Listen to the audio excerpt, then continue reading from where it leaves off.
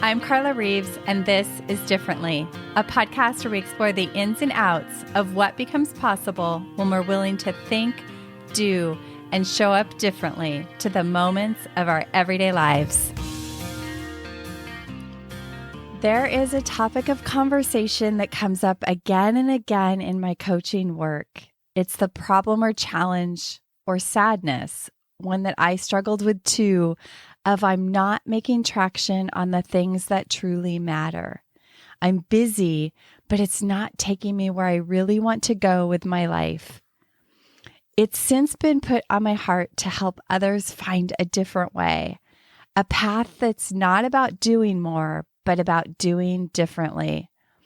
When I was a new mom trying to juggle all the things that moms juggle, I was also on a mission to make sure I maintained my sanity as a mom with little ones, and on a quest to create and expand happiness in my life, because there was a moment where I felt it slipping away and looked around and saw plenty of evidence for how this could be hard, how this could be stressful, how I could suffer, and on and on.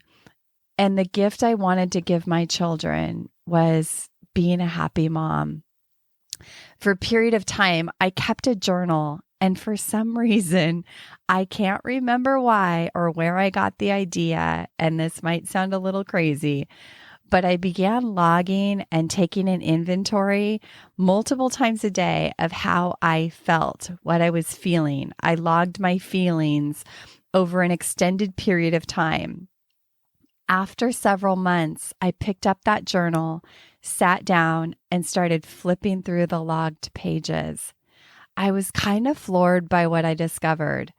On any given day, my feelings were up and down and all over the place, from happy to sad to stressed to overthinking.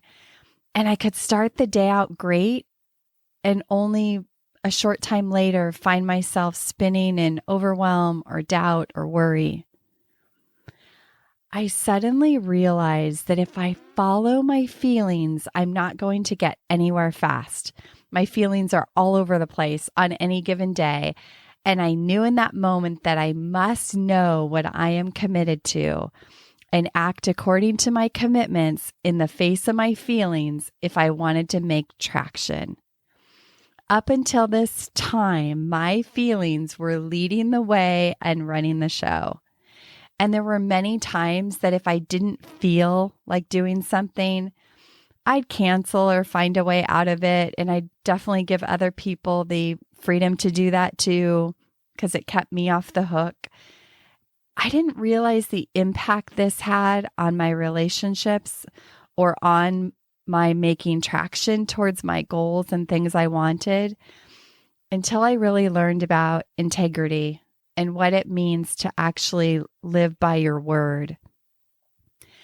I began to get excited about the idea of first becoming clear about these larger commitments, like having a great marriage or building a business that made an impact or being the mom I really wanted to be, or taking really good care of myself so that I could do any of these things.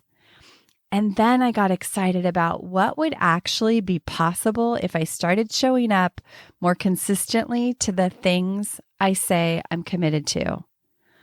For me, I had to put these commitments on a piece of paper and read them every day because I found in the swing of life, it's super easy to forget. And my mantra became commitments over feelings, commitments over feelings. I'm not suggesting that you ignore your feelings, or feelings can be valid and they often carry important messages and can be honored and don't need to be left unattended to run your life. You can lead the way. I was sharing this once with a client and she created this great analogy.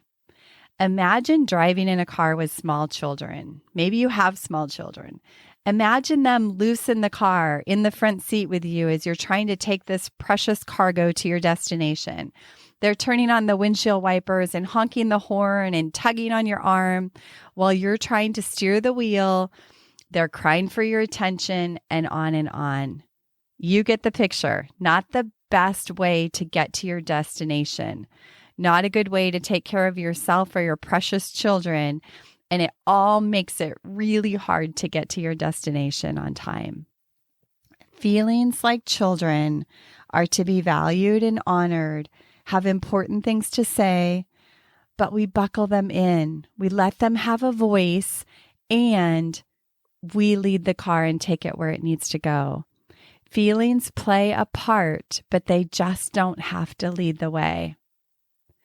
So what are the big rocks in your life that reflect and could be these guideposts along the way, these commitments informing your stops and your starts and your turns and your motions along the way? If you wake up and know what you're committed to and make a promise to simply let your commitments lead the way more of the time, you're likely to start making some serious traction on what matters. For me, this was so liberating. I still have lots of feelings, and sometimes they have important messages. But following my commitments has minimized the overthinking. It's cleaned up my integrity around making promises to others. I have fewer cancellations from things I commit to doing, and know that when I take consistent actions that are aligned with the big rocks that matter most in my life, that I'm on the journey and enjoying the ride along the way. The question I want to leave you with is, where are your feelings running the show?